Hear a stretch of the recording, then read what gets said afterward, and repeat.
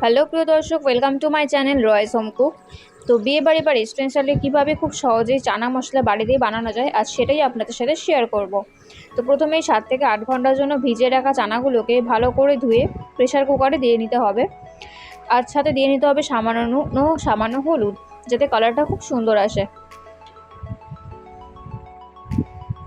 আর এখানে আপনারা দিয়ে নেবেন 5 থেকে 6টা সিটি।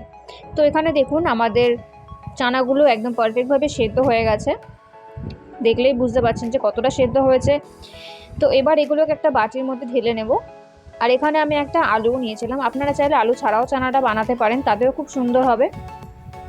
এবার কড়াই গরম করে তাতে পরিমাণ মতন তেল দিয়ে আলুগুলোকে সামান্য নুন ও হলুদ দিয়ে ভেজে নিতে হবে।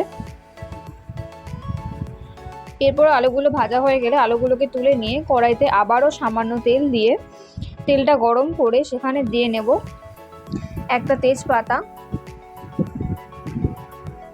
এক টুকরো দারচিনি ও 1 চামচ গোটা জিরে। তো এটা হালকা ভাজা হয়ে যাওয়ার পরে এখানে দিয়ে দিতে হবে কুচিয়ে রাখা পেঁয়াজ। এবার এটাকে একটু বাদামি রং হওয়া পর্যন্ত ভেজে নিতে হবে।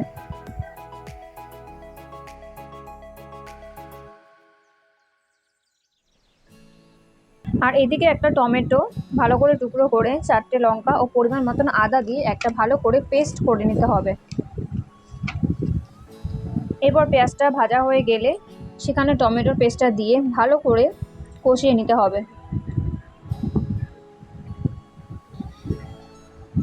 মশলাটা কষিয়ে নেওয়ার পরে এখানে কিছু গুঁড়ো মশলা আমরা অ্যাড করব, যেমন জিরে গুঁড়ো, ধনে গুঁড়ো, কাশ্মীরি লঙ্কার গুঁড়ো, হলুদ, গরম মশলা।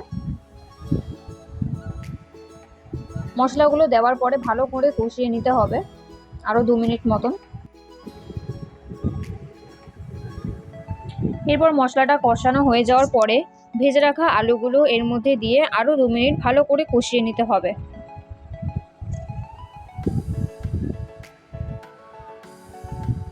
আর এখানে আমরা স্বাদটা ব্যালেন্স করার জন্য সামান্য পরিমাণ চিনিও অ্যাড করব।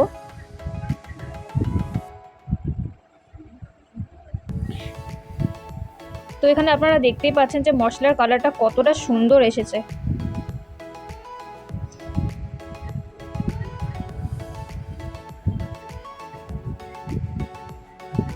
আর দেখুন মশলাটা কি সুন্দর তেলও ছেড়ে দিয়েছে, দেখতেই পাচ্ছেন কত সুন্দর লাগছে আমাদের চানা মশলাটা।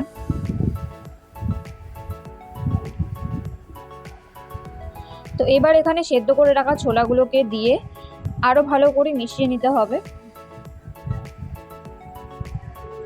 ছোলাগুলো দেওয়ার পর এখানে 2-3 মিনিট আরও ভালো করে নেড়ে চেড়ে ভালো করে মিশিয়ে নেবেন। এরপর এখানে অ্যাড করবেন আগে থেকে করে রাখা গরম জল। তো পরিমাণ মতন গরম জল এখানে দেওয়ার পরে এটাকে আরও ভালো করে নেড়ে নিতে হবে। আর জলটা দেওয়ার পর এটাকে ঢেকে আরও 10 মিনিট রান্না করে নিতে হবে। সাথে একটা ছোট টিপস তোমাদের সাথে শেয়ার করছি। এখানে আমি নিয়ে নেব 1 চামচ কর্নফ্লাওয়ার। কর্নফ্লাওয়ারটাকে অল্প জলে ভালো করে মিশিয়ে নিয়ে চানার মধ্যে দিয়ে দেব। এতে চানার টেক্সচারটা পুরো রেস্টুরেন্টের চানা মশলার মতন দেখতে লাগবে। কর্নফ্লাওয়ারটা দিয়ে 2 মিনিট নেড়ে চেড়েই নামিয়ে নিতে হবে। তাহলেই তৈরি আমাদের বিয়েবাড়ি স্টাইল বা রেস্টুরেন্ট স্টাইলের চানা মশলা। এটার টেক্সচারটা যতটা সুন্দর লাগছে, এটা কিন্তু খেতেও আরও দারুণ হয়েছে। তো তোমরাও একবার ট্রাই করে দেখতে পারো। আর ভিডিওটা যদি তোমাদের ভালো লেগে থাকে অবশ্যই একটা লাইক করে দিও। আর পরবর্তী ভিডিও দেখার জন্য অবশ্যই আমার চ্যানেলটাকে সাবস্ক্রাইব করে আমার পাশে থেকো। তো তোমাদের সাথে আবারও দেখা হবে আবার অন্য কোনো নতুন রেসিপি নিয়ে। তো আজকের মতন এখানেই টাটা।